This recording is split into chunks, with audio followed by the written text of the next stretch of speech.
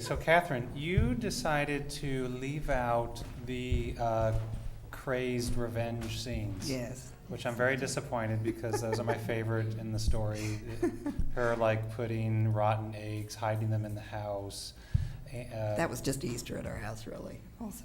Oh, okay. Hiding the Easter eggs. But, I mean, that's where I got the idea. There was always the one you couldn't find. That's, I grew up in a family with 6 kids, so there was always the one that, so that's where I got that particular idea. Okay, putting honey on her body and then the ants coming and biting her. Isn't that one of them also? Oh, I forgot about that. Did that happen at Easter as well? I hope not. Oh, I had 3 brothers, so it might have, and I blocked it out. Okay. All right. Well, that wasn't my question at all. But so there are these elements of retribution and cruel fate. I mean, that are very powerful for me as I read it.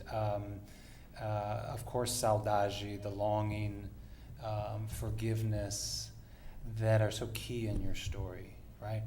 And for someone who, I'm not Portuguese, but I've been around enough Portuguese to wonder if, are these elements for a Portuguese-American writer inescapable? Like, even if you wanted to not write about them, you just have to? No, I don't think so. I think in my own experience, there was something very definite that I used as a catalyst for that element of that particular story, which was I had a very, very tough great aunt, we called Tia Lems, and she she raised my godmother, Clementina, and she was so tough that one night she literally had everyone over for dinner. Now, she was, I think, then in her 80s, so the odds were a little bit better. But she basically told everyone what she thought of them in her usual delicate fashion, and then decided, and tonight I'm going to die. And my godmother said, "Oh, for heaven's sakes, this is off the chart." I mean, whatever the expression for off the charts was at the time. And so Clementina stuck around to make sure she didn't do anything rash or thing, and she had put on a beautiful dress and lay down, and Clementina said she died right before her eyes. I mean, she didn't take anything. They watched her like a hawk, but she's like, boom. And it was like, all right, God, now we're going to go. And she kept something which she called her offensive book, which was a ledger that had all the wrongs, real and imagined, that had ever been foisted upon her and anyone else she cared about, and also there was parts about them too. And after she died, Clementina burned it. And I said, "Why did you do that?" It was because, and this is perhaps not incidental, Clementina has been gay her whole life. So she goes, half that book was about me. So I thought there was just some part of me that I was a young writer, and this seemed very lively material. It seems a little over the top now, but it was real. And I know this is jumping ahead to another question, but when people talk about so-called magical realism, I thought it's really more about realism than smoke and mirrors, because this was something that happened. When you're a young writer, you look at those things and you say, "Gosh, how can I not use that?" And she wore these big lace collars that my older brother once said, "Oh my God, Dad, she's so great, she looks just like a witch." And he meant it as a compliment. But part of my challenge as a writer who wants to grow and change is to say this is a child looking at the world she was in, and who am I now in the world? But I mean, to round this back to your question, no, I don't think so. I think that my family did come from a small village in the Azores, and it's like Russell Banks wrote about a small town in New Hampshire in his novel Affliction. And he has a wonderful line that I can paraphrase by saying, "What is it about the most beautiful places on earth that, as long as they're small, they create this kind of interning, constant, the mental offensive books?" So I don't think it's inevitable so much as, in my particular experience, there were just some things I saw that just seemed too rich and wonderful to pass up. And I mean, I guess if there was a catalyst to doing, the rest of my writing, it was really a moment when I was 12 and when I knew I wanted to be a writer, which is Clementina's housekeeper was locked out, and I was sent to go with the key to unlock the door. And I said, why didn't she just go to the neighbor and, use a phone or something? And apparently she couldn't read or write English or Portuguese, and she couldn't identify numbers.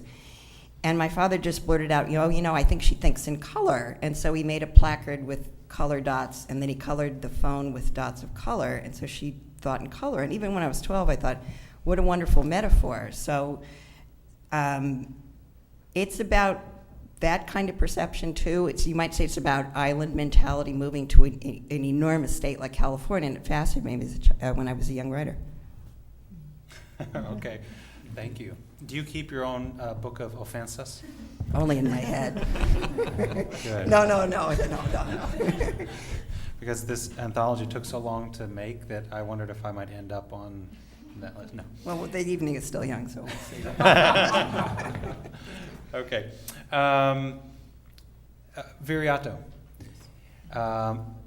So your poem, Drama Ilio, or Island Drama, in my mind it reads like a ladainha, right, or a litany of all of these very the difficulties and the hostilities and the isolation and the hunger and the various things that Cape Verdeans have lived under for a long time for various reasons, Portuguese colonial rule and the droughts, the cycle of the droughts, and having just recently been to Santiago, as you know, I got a much greater sense of why Morna can be so sad, that sense of isolation, but it made it even more beautiful for me.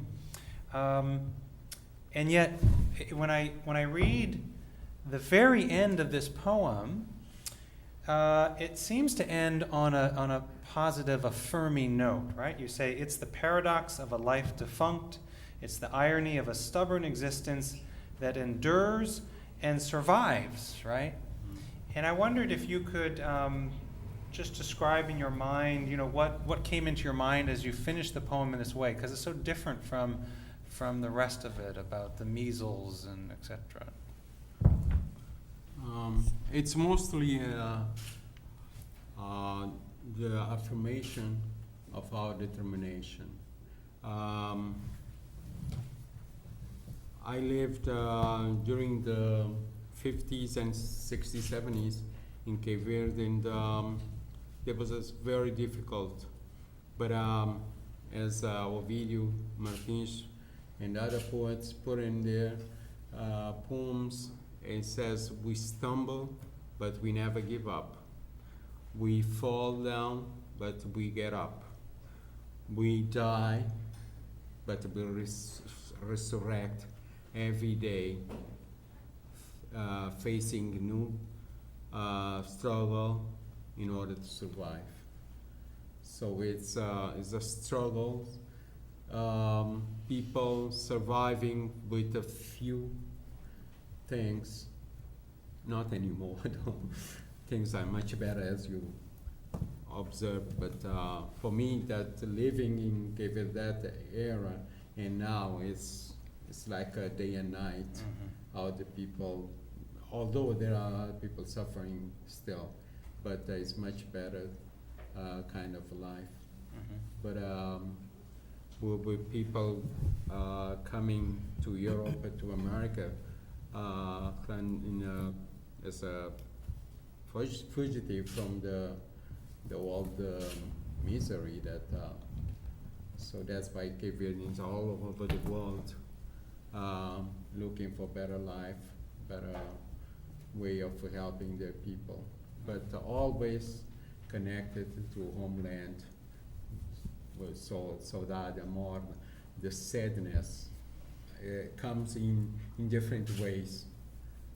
So this connection, Mama in Terra and far away.